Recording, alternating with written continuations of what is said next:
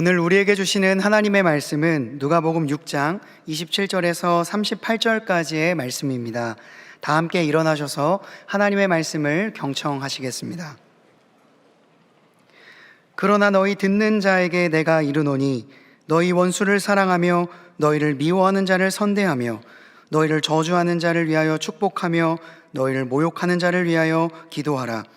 너희의 입뺨을 치는 자에게 젖뺨도 돌려대며 내 겉옷을 빼앗는 자에게 속옷도 거절하지 말라.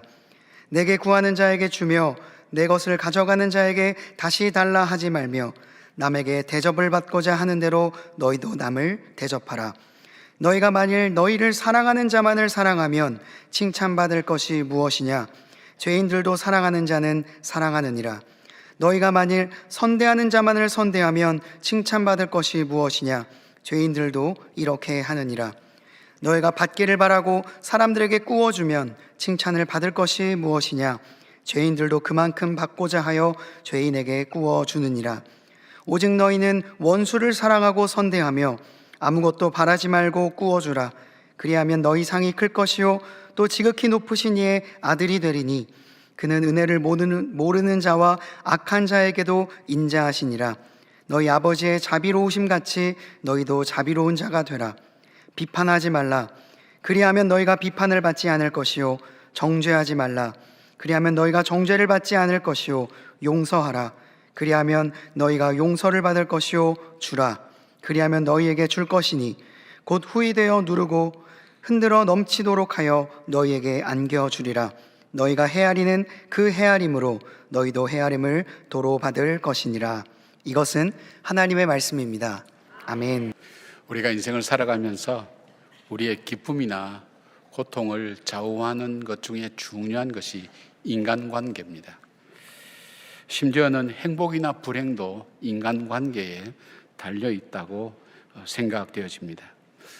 예수님께서 산에서 제자들을 부르시고 난 다음 평지로 내려오셔서 사람들에게 이 천국 백성, 하나님을 믿는 사람들의 이 인생 기준은 어떤 것인가를 말씀하시면서 오늘 본문은 우리 예수 믿는 사람들, 그러니까 하나님 나라 백성들의 인간관계는 어떠해야 하는가 하는 것을 주님 말씀하시면서 먼저 말씀하시는 것이 원수라는 존재를 인정하고 있습니다.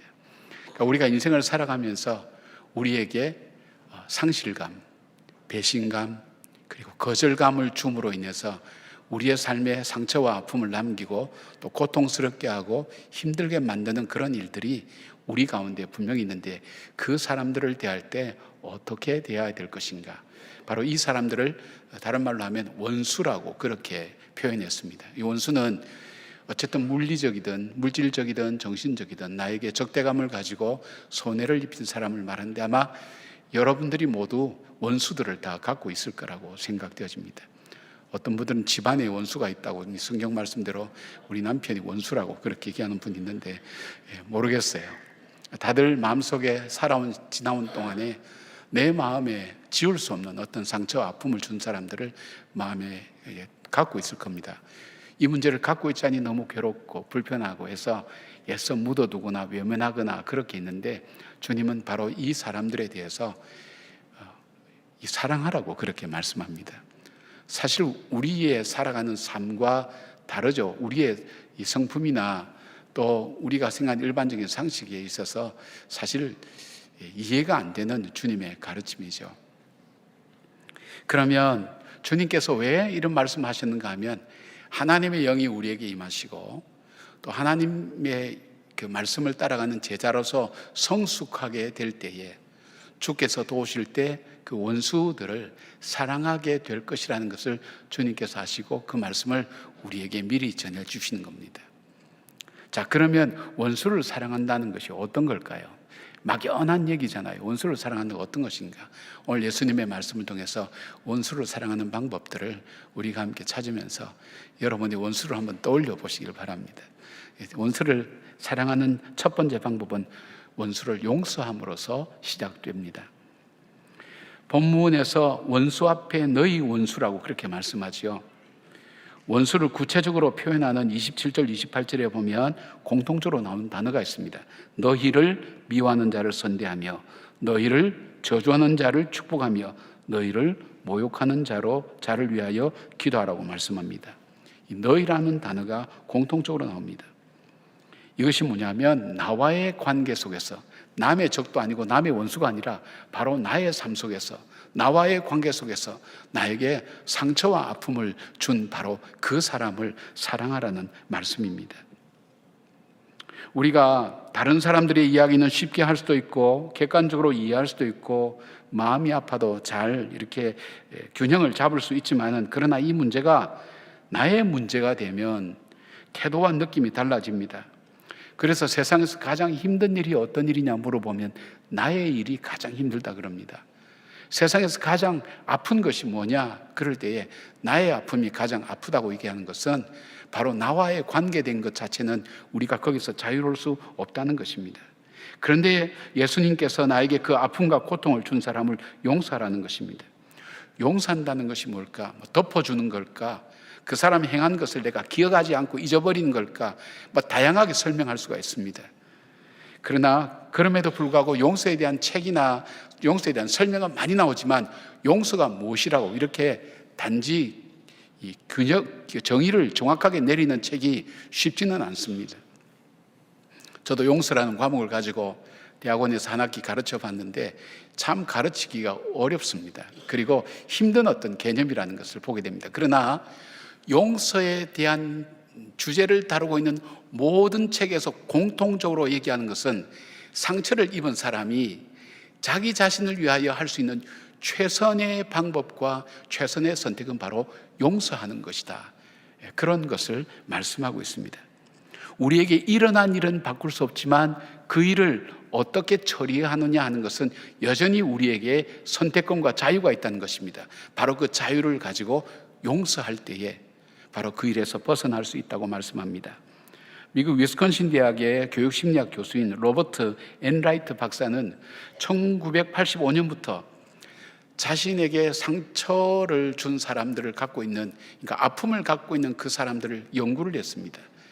연구하는 중에 이 사람들이 그 고통과 아픔에서 벗어나고 성장할 수 있었던 이유가 무엇인가를 찾는 중에 공통적으로 찾은 것은 바로 용서라는 것이었습니다. 바로 용서를 할 때 이 사람은 더 이상 과거에 매이지 않고, 그리고 이 과거의 올무에서 벗어나면서 자유로워지고 그리고 더 성장하는 것을 경험하면서 그는 용서에 대해서 이런 결론을 내립니다. 용서는 선택이다, 이렇게 이야기를 합니다.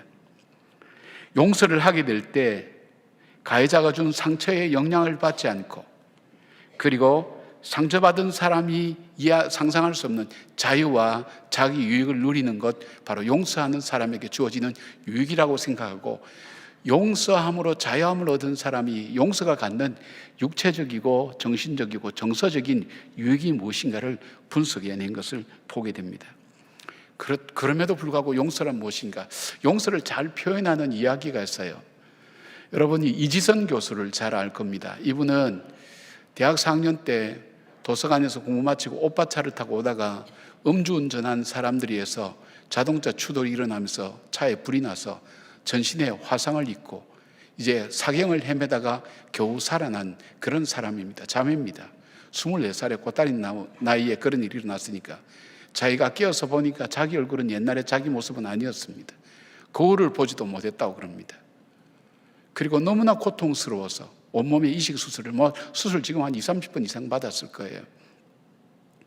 그 고통 속에서 고통이 밀려올 때마다 자기에게 이 일을 가해를 한 그 사람이 원망스럽고 증오스럽고 견딜 수가 없었습니다.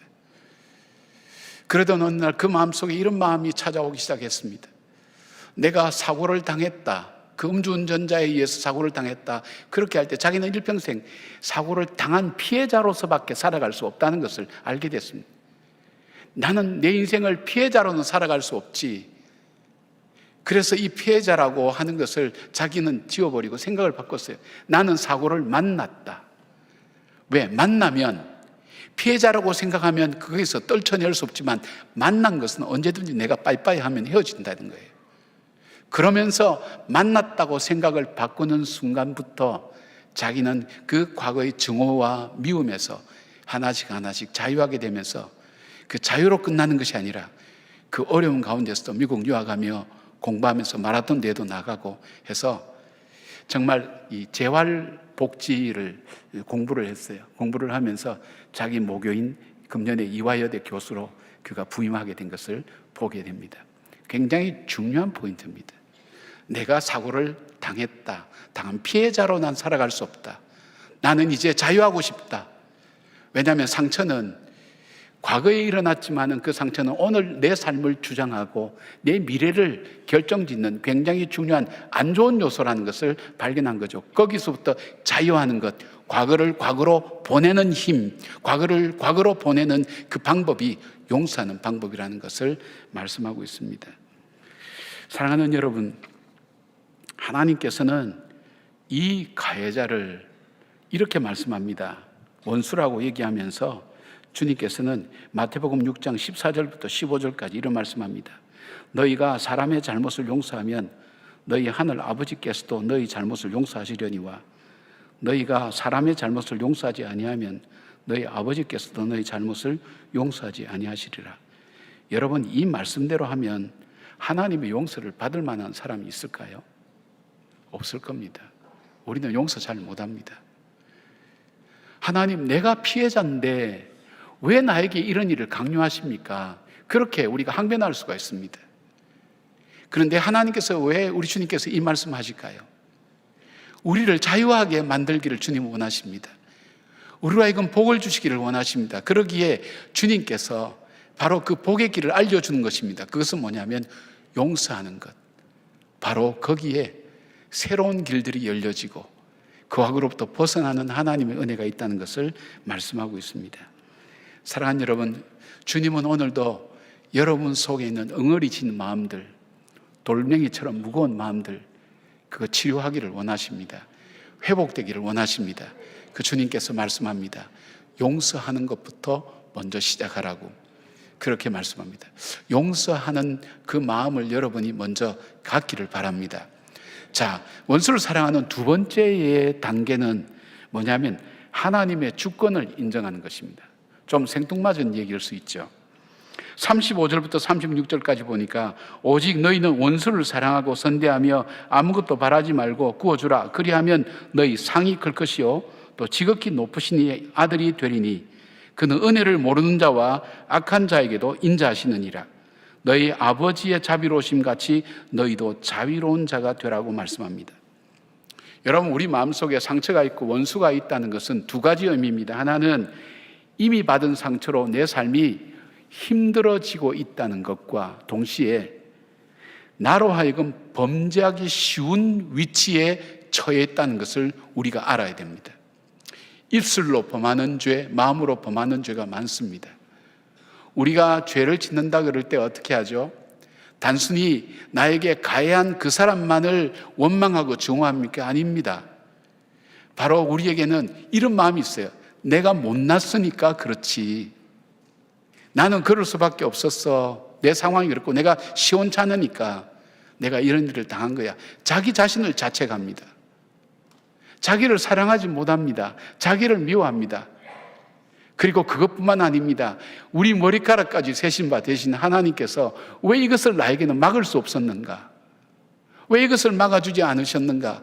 하나님을 원망하는 마음, 자기를 자책하고 하나님 원망하고 자기에게 가해를 준 사람을 증오하는 바로 그것을 통해서 하나님의 존재를 부인할 수도 있고 하나님 말씀을 불순종할 수 있는 굉장히 위험한 순간이 있다는 것을 우리가 깨달아야 됩니다.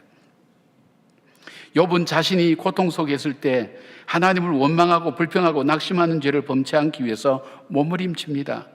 욥기 1장 21절부터 22절까지 보니까 이르되 내가 모태에서 알몸으로 나왔사온즉 또한 알몸이 그리로 돌아가올지라 주신 이도 여호와시요 거두신 이도 여호와시니 여호와의 이름이 찬송을 받으실지어다 하고 이 모든 일에 욥이 범죄하지 아니하고 하나님을 향하여 원망하지 아니하니라 그렇게 말씀합니다.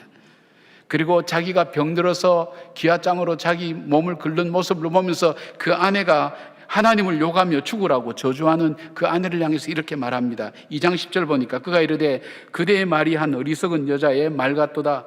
우리가 하나님께 복을 받았은즉 화도 받지 아니하겠느냐 하고 이 모든 일에 욥이 입술로 범죄하지 아니하니라.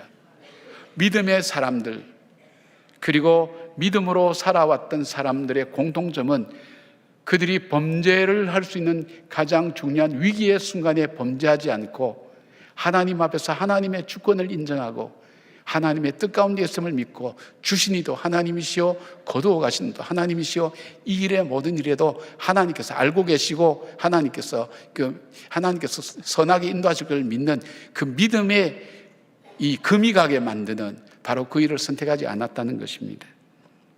여러분, 이때 어떻게 해야 됩니까? 하나님 나라 백성은 어떻게 해야 됩니까? 원망과 미움 그리고 좌절과 낙심하는 마음은 하나님의 통치하심을 받는 사람의 마음이 아닙니다. 주님은 원수를 향해 선대하며 축복하고 기도하라고 말씀합니다. 그러면서 우리에게 어떤 마음 가져야 됩니까? 우리가 가져야 될 중요한 하나님의 절대 주권을 인정하는 마음은 원수 갚는 것이 나에게 있지 않다는 것을 되새겨야 됩니다. 로마서 12장 19절 말씀입니다. 내 사랑하는 자들아, 너희가 친히 원수를 갚지 말고 하나님의 진노하심에 맡기라. 기록되었을 때 원수 갚는 것이 내게 있으니 내가 갚으리라고 주께서 말씀하시느니라. 하나님께서 말씀하시는 거예요. 원수 갚는 것이 나에게 있지 않다는 거예요. 내가 피해자인데도 불구하고 내가 그 사람을 징계하거나 미워하거나 심판하거나 할 권한이 나에게 없다는 거예요.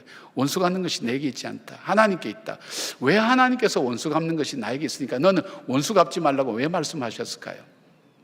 전 제가 상담을 하면서 느낀 것을 이렇게 말씀드리면, 내가 어떤 증오심과 마음을 갖고 있잖아요. 그 사람을 미워하잖아요. 그러면 내가 그 사람을 저주하거나 미워하는 말을 하거나 그렇게 하기 위해서는 내 안에서 내가 표현하는 것보다 4배 이상의 험악한 마음이 내 마음속에 들끓어 올라야 한마디 얘기할 수 있는 거예요. 그렇다면 내가 남에게 한마디 저주하기 위해서는 내 스스로에게 4마디에 4배에 이르는 그 저주스러운 생각과 마음이 내 안에 가득 차기 때문에 결국은 나 자신이 상하는 거예요. 그러니까 하나님이 어떻게 해요? 너에게 그 일을 맡길 수 없어. 복수하는 것이 너에게 있지 않아. 나에게 있다고. 여러분, 자녀들이 어려움을 당하면 어떻게 하죠? 여러분, 자녀들을 위한 기도 어떻게 하죠? 하나님, 모든 고난과 시련과 가난은 나에게서 끝나게 하시고 내가 다 짊어지게 하시고 내 자녀들은 정말 평안하고 아름답게 살게 하십시오. 그것이 부모님들의 기도잖아요. 그렇게 기도 안 하시나요? 지가 행한 것은 지가 겪게 하시고 내가 행한 건 내가 겪게 하시옵소서. 그렇게 아주 분리해서 지혜롭게 그렇게 기도하시나요? 부모 마음 안 그렇잖아요. 마찬가지 아버지의 마음이 그거예요. 복수하려고 할 때 너가 너무 상해, 너가 너무 힘들어, 그거는 내가 할게, 그건 너 일이 아니야. 주님께서 그렇게 말씀하시는 거예요. 그것을 기억하셔야 돼요. 그리고 또 하나 있어요. 자신이 하나님을 대신할 수 없다는 것을 알아야 됩니다. 하나님을 대신해서 정죄하고 심판할 수 없다는 것을 깨달아야 됩니다. 겸손함이 우리들 속에 있어야 됩니다. 우리는 요셉의 자세를 다시 한번 기억해야 됩니다. 자기를 팔아버린 형들, 그래서 그가 애굽의 노예로 비참하게 살도록 만들었던 그 형들, 그는 결국 애굽의 총리가 되어서 가족을 돌아보게 됩니다. 그런데 아버지 야곱이 죽자 형들은 두려웠습니다. 요셉이 보복할 것이 너무나 분명해 보였기 때문입니다. 형들이 두려움으로 요셉 앞에 엎드려서 자비를 구할 때 이렇게 대답합니다. 창세기 50장 19절 보니까 요셉이 그들에게 이르되 두려워하지 마소서, 내가 하나님을 대신하리까. 오히려 요셉을 두려워하는 형들을 위로합니다.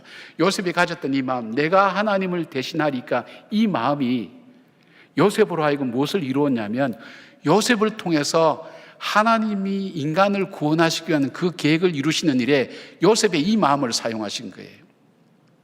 그렇다면 저와 여러분을 통해서 이루시기를 원하시는 하나님의 구원의 역사를 이루시기 위해서 우리에게 사용하시기를 원하는 마음이 뭘까요? 하나님 원수 갚는 것이 나에게 있지 않습니다. 그리고 내가 하나님을 대신할 수 없습니다. 그리고 하나님께서 신실하시게 이 문제를, 이 부분을 심판하실 것을 믿고 하나님께 의지하고 나에게 있어서는 주의 뜻을 순종해 나갈 때 그 일을 통해서 하나님 역사를 이루어가는 화평의 열매를 맺고 성령의 열매를 맺는 삶을 살게 된다는 것입니다. 여러분, 믿음의 사람 다윗도 어떤 상황에서든지 하나님의 절대 주권을 인정했습니다. 자기로 하여금 아내도 빼앗기게 만들고 친구도 잃게 만들고 젊은 날을 도망자로 고달프게 살 수밖에 없었던 그 사울 왕, 그 사울을 죽일 수 있는 절체절명의 기회를 잡았습니다.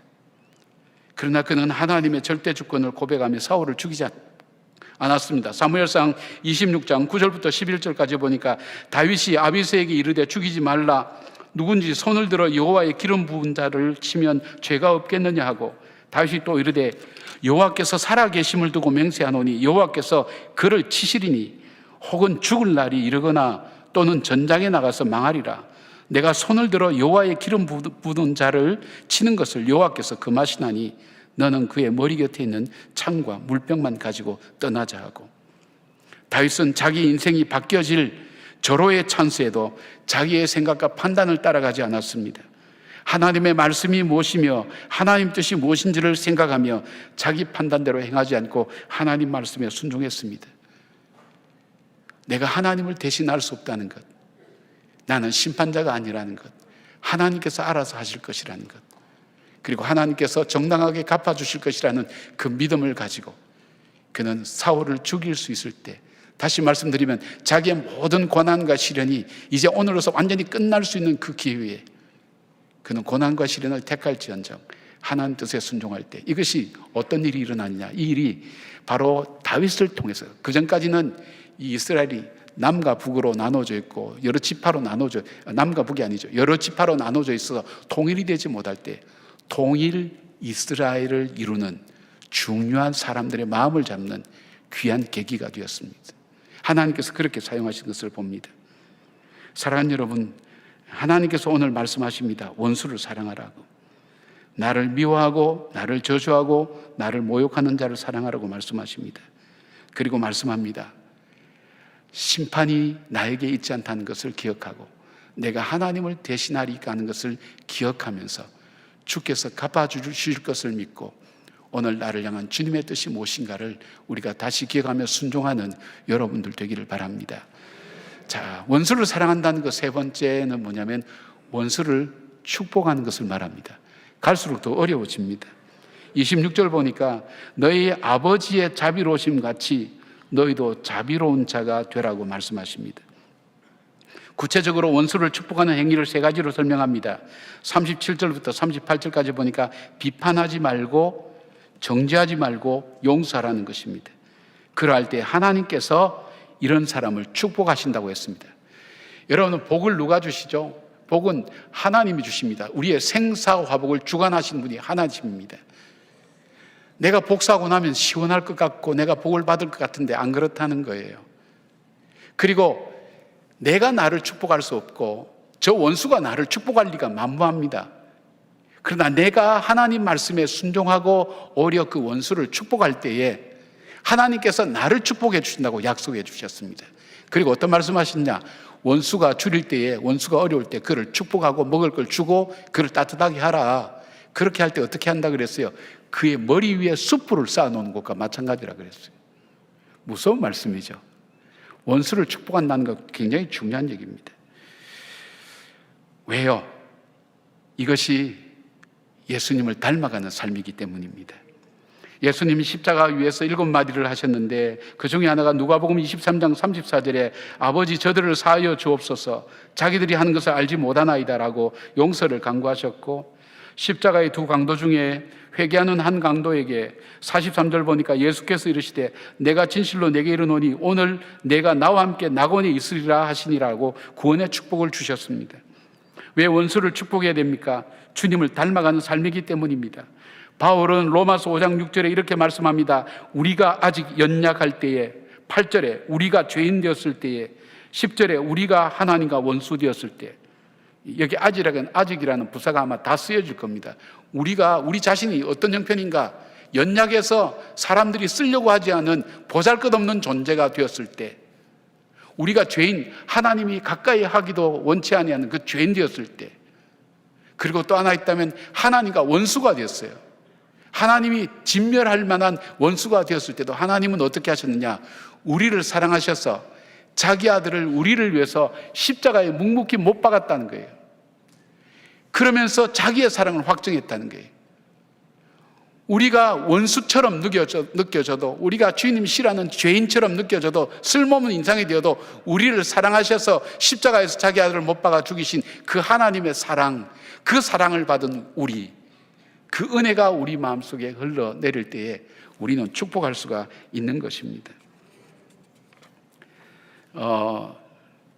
제가 이제 오래전에 교회에서 목회할 때 어떤 일이 있었냐면, 한 가정에 돈을 빌려줬어요. 남편 몰래, 아마 아내가 빌려준 것 같아요. 근데 그 집이 부도나면서 돈을 받을 수가 없게 된 거예요. 그러니까 뭐 남편 알까봐 걱정도 되고, 돈을 받지 못하는데 이 돈이 어떻게 모아진 건데, 옛날 우리 자매님들 돈 모으는 것은 우리 어머님들 고기고기해서 모으는 돈 아닙니까? 귀한 돈인데 못 받으니까 정말 밤잠도 못 자고 못 견디는 거예요. 그게 상담하러 왔어요. 그래서 막 입에서 속상한 얘기들이 막 나오는 거예요. 저도 어떻게 해줄 말이 없죠. 네, 그랬어요. 성도님, 뭐 직분이 있습니다만 제가 생각하고, 성도님 너무 속상하겠어요. 그리고 남편에게 들킬까 봐 이런 것도 걱정이 되고, 어떻게 모은 돈인데 얼마나 힘들겠어요.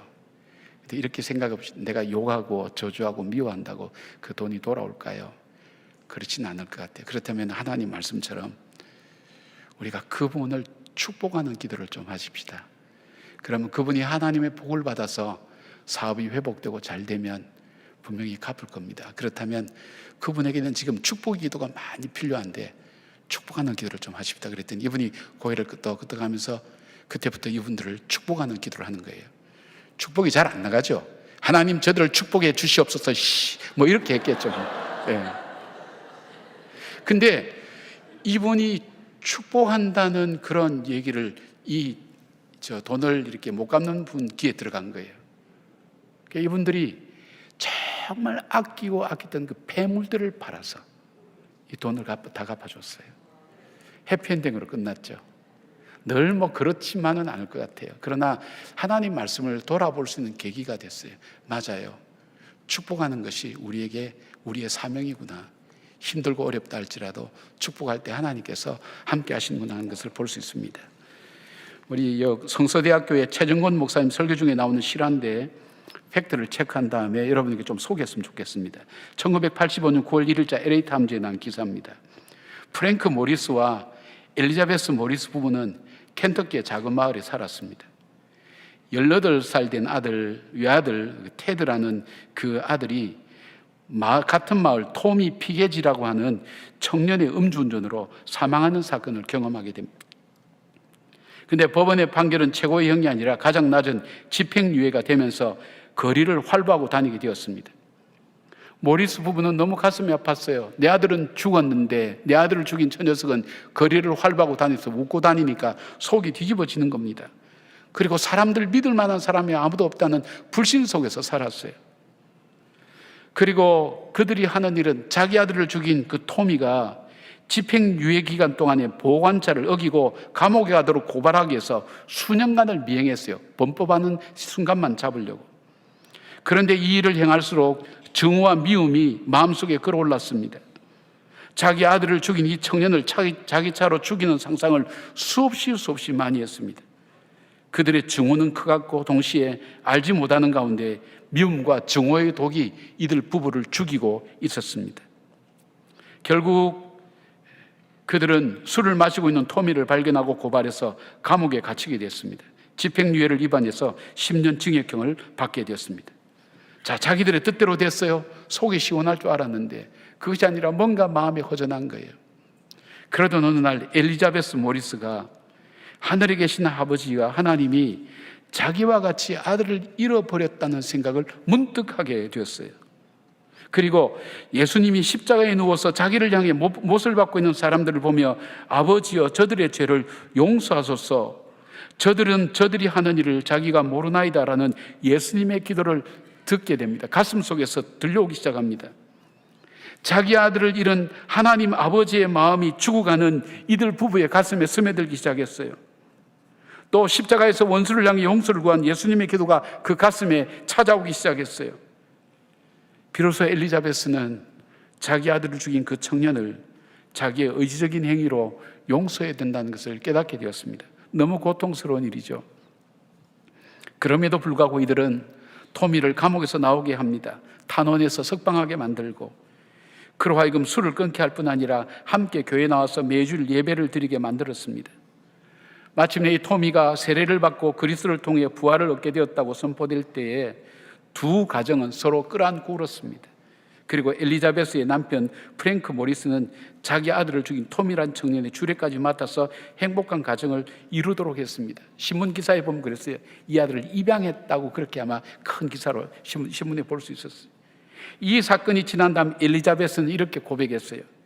만일 내가 토미를 용서하지 않았다면 결국에 나는 파멸에 이르게 되었을 것입니다. 용서할 뿐 아니라 축복할 때에 하나님의 역사를 일으켰고, 이 사건이 신문에 보도되면서 수없이 많은 사람들 속에 용서의 교훈과 마음을 줄 수 있는 귀한 사건이 된 것을 보게 됩니다. 여러분, 원수 사랑은 불가능한 일입니다. 욕만 안 해도 다행이죠. 그래서 우리 힘으로는 할 수가 없습니다. 내가 연약할 때, 내가 죄인 되었을 때, 내가 하나님과 원수 되었을 때도 하나님은 나를 향한 사랑을 포기하지 않고 십자가에 자기 아들을 못 박아 죽이며 나를 구원해 주신 그 은혜의 사랑이 내 속에 흘러 넘칠 때 우리는 용서할 수 있고, 하나님의 그 사랑을 우리는 기억할 수 있고, 하나님의 주권을 다시 한번 돌아보게 되고, 그리고 더 나아서 축복하는 삶을 살 수 있게 되는 겁니다. 어떤 분들이 그래요. 목사님, 제 가슴 속에는요 돌멩이가 하나 큰 게 있어요. 아니요, 자잘한 돌멩이들이 가득해서 내 가슴은 돌멩이로 가득 차서 숨쉬기조차 힘들어요 하는 분들이 있어요. 그렇죠, 그런 분들 있죠.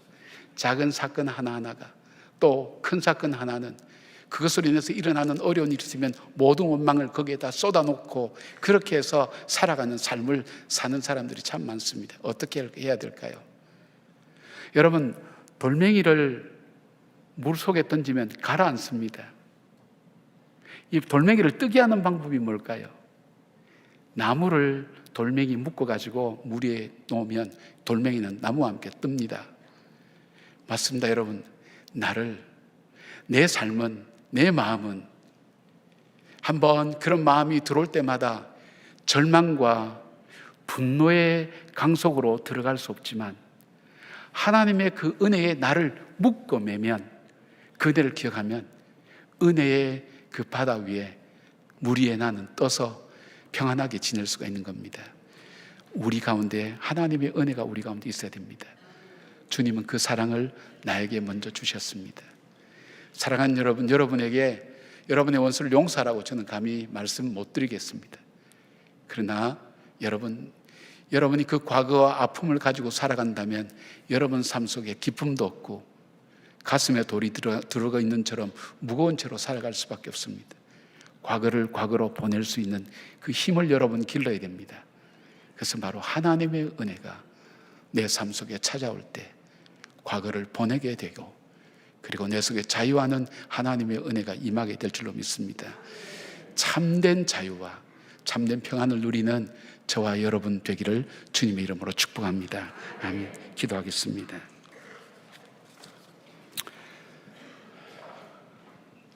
아버지, 광야 같은 세상 그냥 살아가기도 힘든데 우리의 마음을 주저앉게 만들고 다시 일어서지 못하게 만드는 낙담으로 우리의 삶을 휘몰아치는 크고 작은 일들이 얼마나 많은지 알 수 없습니다. 내 마음속에 쌓인 그 원수들을 생각해 보면 지금도 편하게 살아갈 수 없는 우리 자신의 모습을 볼 수 있습니다. 아니, 어쩌면 만신창이가 되어 있는 내 마음, 갈기갈기 찢어진 마음을 바라보며 어떻게 해야 될지 알지 못하고 울부짖는 주의 자녀들도 있습니다. 아버지, 부탁드립니다. 이 시간에 나를 사랑하신 그 하나님의 은혜가, 그 하나님의 신령한 은혜가 그 마음을 찾아가 주시고 어루만져 주시고 회복시켜 주셔서 과거를 과거로 보낼 수 있도록 하나님 힘과 용기와 지혜를 분별하고 하나님 주실 뿐 아니라 하나님 주님 주신 자유함을 통해서 오늘 새날 주신 바로 그 오늘에 합당한 삶을 살아갈 수 있는, 복된 삶을 살 수 있는 저희들이 될 수 있도록 자유케 하여 주시옵소서. 우리를 자유케 하시는 성령님의 강력한 역사가 우리의 삶 속에 넘치게 하시고, 우리의 마음이 무너져 내릴 때마다 우리를 붙드시는 하나님의 손길을 체험하는 우리 성도님들 될 수 있도록 하나님 도와주시옵소서. 예수님의 이름으로 기도드리옵나이다. 아멘.